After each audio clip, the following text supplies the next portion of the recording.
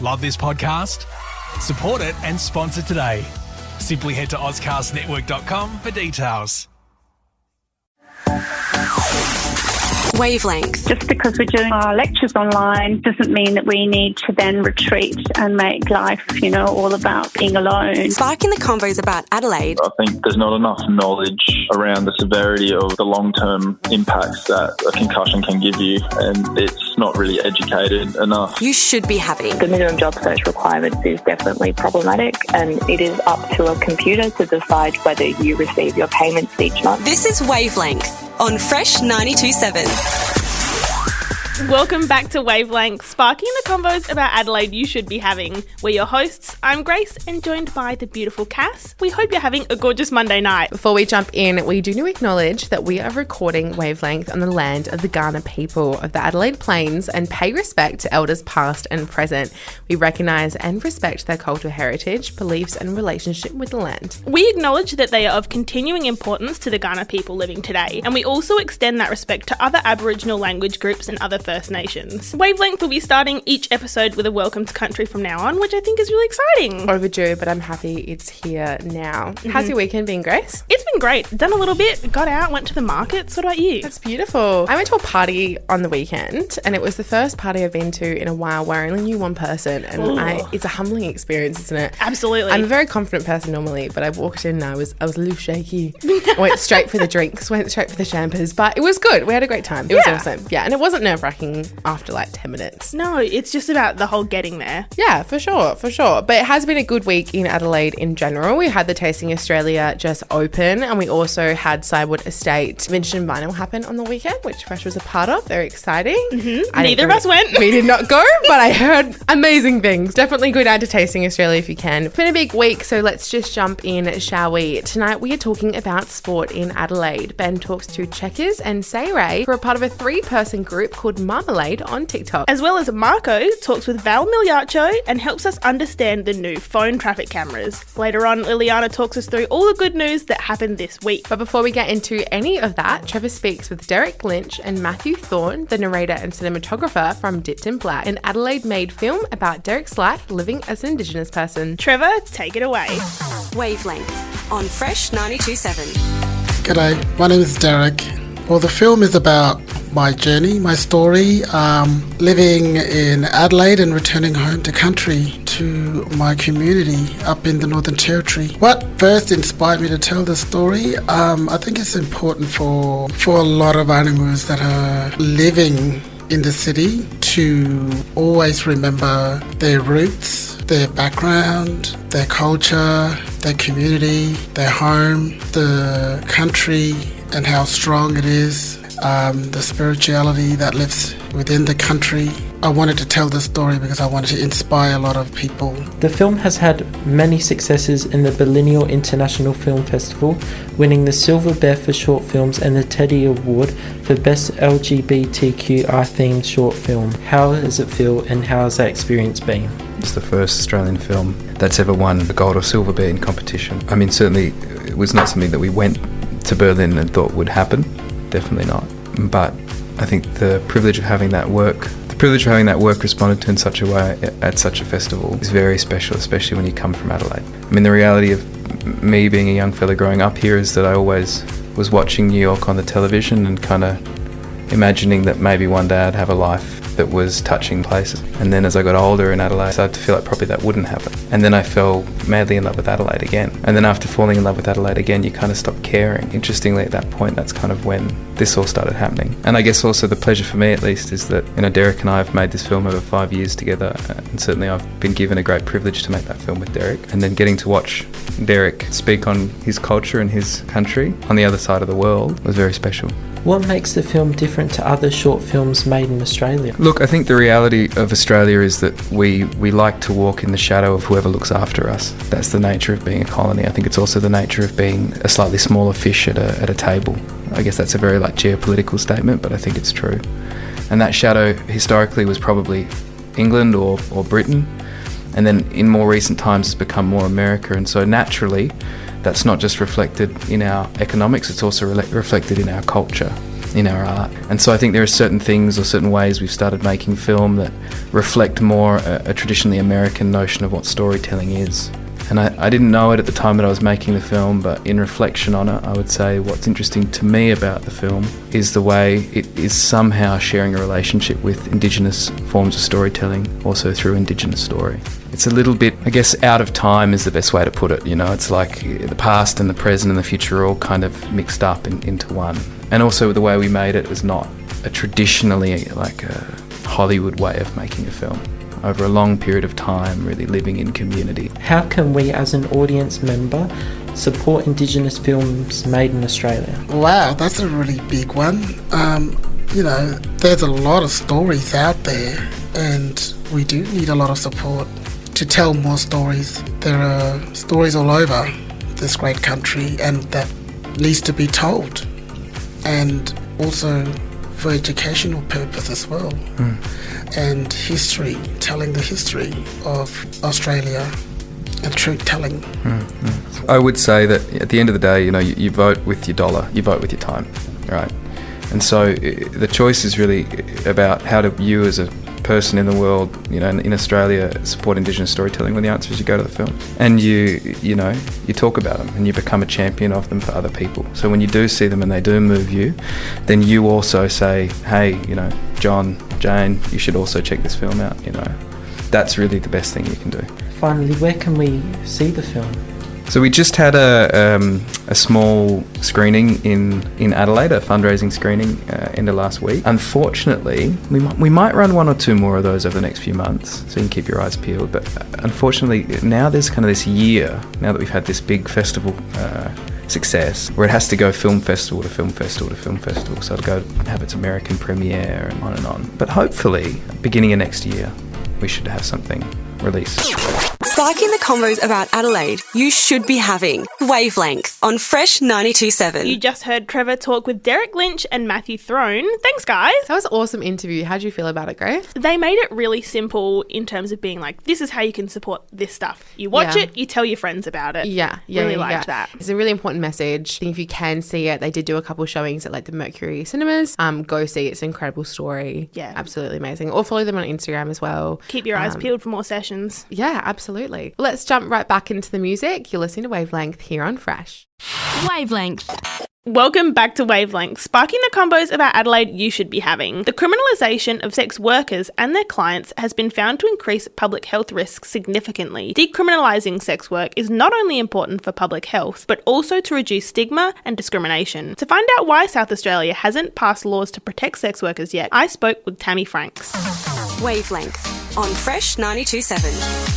It was recently announced that in Queensland government that they'll try and decriminalise sex work, and I understand that several attempts have been made here, but why do you think it hasn't happened in South Australia yet? Look, it's incredibly frustrating in South Australia. We've seen New South Wales have decriminalisation of sex work now for decades. In recent years, after South Australia failed the 13th attempt at law reform, we saw the Northern Territory move to a decriminalisation model, and more recently Victoria. And now even Queensland is moving to decriminalisation of sex work, far exceeding the state of South Australia, which, you know, was the first place to decriminalise homosexuality, has led the reforms for women's rights, for workers' rights, and in these areas that are seen as conscience vote areas for so long, but now we lag very far behind the rest of the country and in many cases the rest of the world. Do you think there's a reason for why this is happening? It's an incredibly frustrating parliament when these sorts of issues, which should get government leadership, as they have in the Northern Territory and in Victoria and now in Queensland, have been left to the whims of what you call conscience vote and private members' business. Now, historically, in the upper house of South Australia, private members' business is on a Wednesday, and we get all the debating time we need to get it done, which is why we see these bills often pass the upper house. But they far too often languish in the lower house, where there's just not enough private members' debating time, unless a premier and a parliament decide that that can change. Unfortunately, in South Australia, sex workers themselves aren't really even in a great position to advocate for reform because they're criminalised. It means that they're really starting from the back foot. So in states where and territories where they've had a halfway house, if you like, between criminalisation and decriminalisation. They've at least had sex workers able to legally and lawfully advocate for themselves, and that's why we've seen that step forward in the Northern Territory, Victoria and Queensland. But I certainly wouldn't advise South Australia be going down the path of registration and, that halfway house between decrim and criminalisation. And do you think that there would be, if it was to pass, any negative implications, or it's pros outweighing the cons in this situation? The pros outweigh the cons is possibly an unusual way of looking at this, but the sex workers certainly would benefit from law reform. The Parliament would be well served by finally getting on and providing some contemporary laws that reflect community expectation. I can't see why the Parliament can't get on with this, given we've got examples right round all of our borders now. What does it mean to decriminalise sex work in general? Look, it means if you're a person who wants to engage in sex work, you don't feel like you're a criminal and that you have to hide your activity from the law in particular. And that means that you can operate in a much safer way. That you can be treated fairly, and where things do go wrong, you can go to the police or go to the authorities without the fear of being treated as a criminal yourself. One of the stories I often tell is a sex worker who came to me with a story about how she was working in her own premises. A client came in and stole her car keys and stole her car. She reported this to the police, at which point, undertaking their investigation, they turned around and criminalised and treated her as the criminal and didn't even really pay much attention to the fact that she had a stolen car. Now, in 2023, I think it's extraordinary and not the public expectation that the stolen car would not be treated as the crime when the woman engaging in something that was hurting no one and across the border was completely legal would be the thing that would be subject to police time and resources. And we know that the police are stretched. We know police services are crying out for more recruits. You have to just scratch your head and wonder why police are spending time policing sex work when they could be getting on with real crime. Sparking the convos about Adelaide you should be having. Wavelength on Fresh 92.7. Thanks for that, Grace and Tammy. You have Wavelength all the way till 7 p.m. You're here on Fresh. Wavelength. Welcome back to Wavelength. Just before the break, you heard Grace speak with Tammy about sex decriminalisation. To find out more, Jasmine spoke with Kat Morrison from SYN, an organisation run by sex workers for sex workers. Wavelength on Fresh 92.7. Could you explain what SYN is and what your organisation does? SYN was funded in 1986. Basically, a group of very, very passionate and vocal sex workers got together. They organised, mobilised. They decided that enough was enough, got together and formed a collective. We were doing the work, doing the good works, doing the outreach, the referrals, the advocacy, the peer-led engagement and provision of information and education. We are an incorporated organisation 2023, and we are still fighting for the rights and recognition, both in a broader social context, industrially, health policy, in legislative spaces. Recently, the Queensland Government has made a decision to decriminalise sex work. Over 10 attempts have been made to decriminalise sex work in South Australia since 1980. Why do you believe this has been the case? There's actually been about 14 attempts at law reform in South Australia. And again, it's one of those spaces that is incredibly fraught, unfortunately, because of the social connotations, the stereotypes, the myths that exist alongside sex workers and the sex industry. In South Australia, when talking about sex work law reform, we're generally talking about a private member's bill. So we're talking about a bill that's presented often with bipartisan support, often with crossbench support as well. However, there's no party policy. There's no sort of line in the sand for political parties and factions, and it's actually a conscience vote. So this means that individual politicians can vote however their conscience sees fit. Sex work can be viewed through a very contentious and controversial lens. We hear a lot of talk about exploitation and objectification. Why should South Australia decriminalise sex work and what that would mean for sex workers? Under decriminalisation, we will be viewed as any other industry. Decriminalisation doesn't mean no regulation. It just means that we will be beholden to the same regulatory frameworks and regulation that other industries are beholden to. So we would have industrial safeguards. So we would be able to unionise, for example. We would have things like work cover and all of those accoutrements that go along with industrial protections would mean that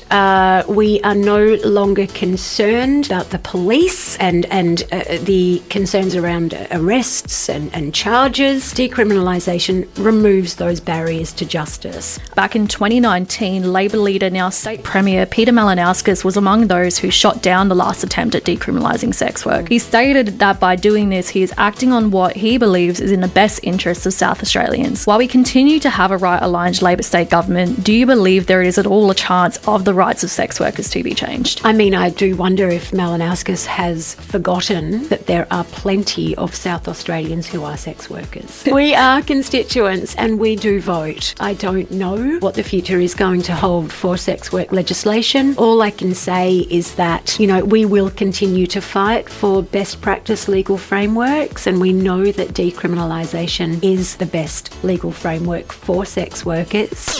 Sparking the convos about Adelaide you should be having. Wavelength on Fresh 92.7. Thanks for that, Jasmine and Kat. Some very interesting points from both interviews. Very insightful. There was a lot of things that I'd really taken for granted, like being able to unionise at work, having work cover, and not being scared of the police because of what you do. It's a completely different world for me. It really clicked hearing Tammy say that the sex worker that had their car stolen and went to report it and totally ignored the fact of the matter, and it was just, oh, you're doing this illegal thing. It's absolutely insane. Yeah, you're not being treated like a human. No. It's crazy. And being behind the rest of the states in Australia, especially when South Australia has been known for being so progressive in so many ways, like Tammy was saying in your interview, is really sad and it's disappointing. Not even behind the other states now, but so much of the world. Yeah. And how we were talking before about how beneficial it is, not just for the sex workers, but for the people who visit them, for both parties. Absolutely. I had watched a documentary a while ago about a brothel in the UK, and they were speaking about how decriminalisation is so important because when it is criminalised, people who come to brothels, who come to sex workers are already okay with breaking the law. And therefore, what's the line between getting violent, between refusing to test or being aggressive towards a woman or being aggressive towards a sex worker in general when you're already breaking the law? It's work that's happening regardless, and it's just going to keep everyone safe. Absolutely. Don't fully understand the federal budget? Then don't worry, we're here to help. After the break, Cass takes you through it. You're here on Fresh. Wavelength. Welcome back to Wavelength, sparking the convos about Adelaide you should be having. Cass is here to take you through the federal budget. Wavelength Explains on Fresh 92.7. You have probably heard the federal budget spoken about a lot this week, and it can be difficult to understand how it's going to affect you. Don't worry, I'm here to run you through it. The anticipation for the budget was long and for some quite scary.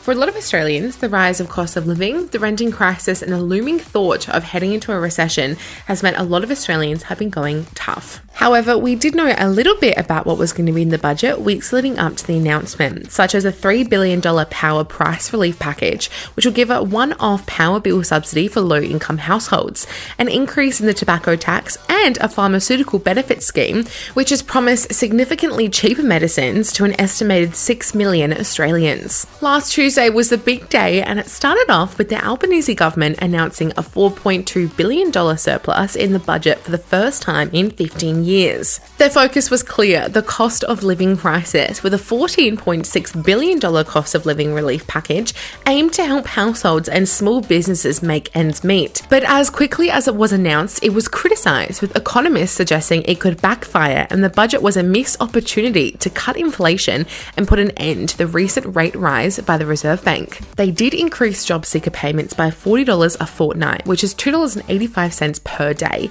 just enough to buy half a coffee from a cafe or a 1 litre Mount Franklin bottle of water. In health, GPs were given a $3.5 billion increase for bulk billing for children and concession card holders, and $50 million into research into long COVID. Rental assistance max amounts will increase by 15% for low-income earners, which makes the maximum they can receive $180 a week. $63.4 million will go into anti-vaping advertising in the attempt to reduce our national smoking population average.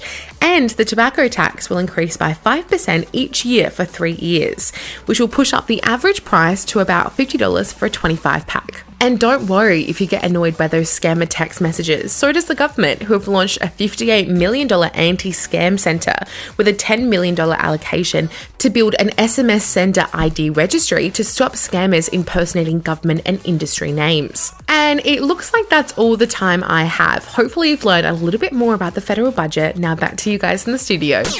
Sparking the convos about Adelaide you should be having. Wavelength on Fresh 92.7. Up next, we have heaps good news. You're listening to Wavelength on Fresh. Wavelength.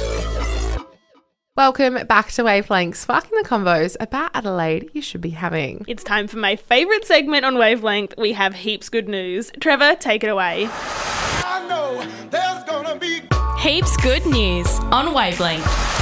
A baby dolphin was rescued at Moana Beach when a retired wedding photographer and his grandson, no strangers to the beach, helped rescue the baby dolphin back into the ocean. The retired photographer saw the struggling baby dolphin on shore when he pushed it back into the ocean when the waves took the creature back to the sea. It has been said that no one has seen the dolphin since and has hopefully returned home. Tasmania is finally joining the competition in the AFL by finally getting an AFL football team in Australia. Prime Minister Anthony Albanese revealed the $220 million project in early May 2023. The project is set to go ahead for 2028 football season. Although lots of preparation has to go ahead in the next few years, like building a 3,000-seat stadium and coming up with the AFL's team name. As can the new footy team name its club after the Warner Brothers' famous cartoon character Tasmanian Devil, as it tries to sort out the copyright details with Warner Brothers. The Rocky Horror Picture Show landed in Adelaide but came to an end on the past weekend. The hit musical has been loved for almost 5 decades, which has touched generation by generation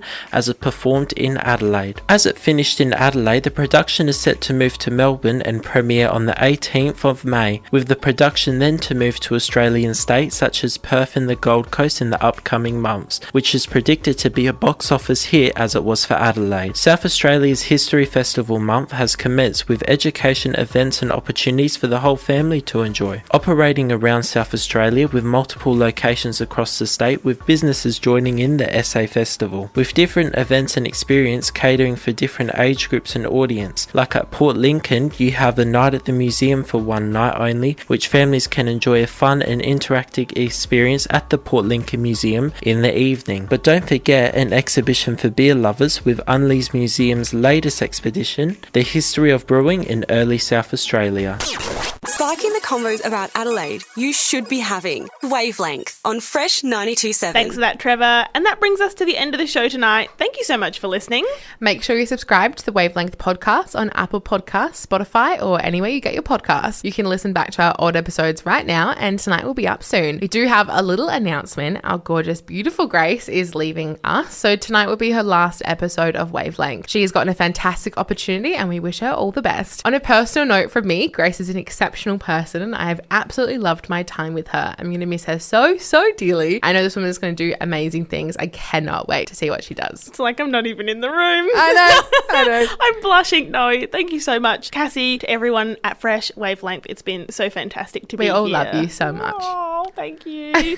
For the last time from me, don't go anywhere. You've got Deep with Easy G. You're listening to Fresh. Love you forever. Wavelength. Love this podcast? Support it and sponsor today. Simply head to AuscastNetwork.com for details.